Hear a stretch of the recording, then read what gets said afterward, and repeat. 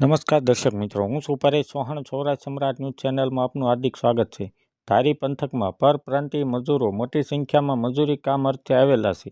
ત્યારે સૌરાષ્ટ્રના અનેક ગામોમાં ભૂતકાળના સમયમાં હત્યા, ચોરી જેવા ગુનાખોરીના બનાવો પ્રકાશમાં આવ્યા છે.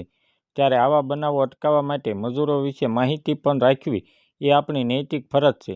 આવા બનાવો ભવિષ્યમાં ન બને એ માટે ઉર્જા મંત્રી કૌશિકભાઈ વેકરિયા અને ધારાસભ્ય જેવી કાકડિયાના માર્ગદર્શનથી મજૂરીની વિગત સાચવવા અને ગુનાખોરીને ડામવામાં મદદરૂપ થવાના હેતુસર પરપ્રાંતીય મજૂર ઓળખ ફોર્મ રાજકીય અને સામાજિક આગેવાન જીતુભાઈ સેલડિયા સરસિયા દ્વારા ધારી પોલીસને આપવામાં આવેલ.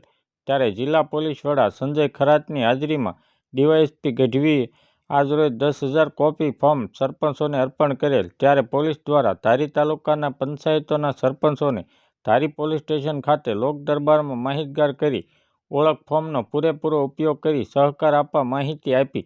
Bureau report Farooq Bilakhia, Amreli.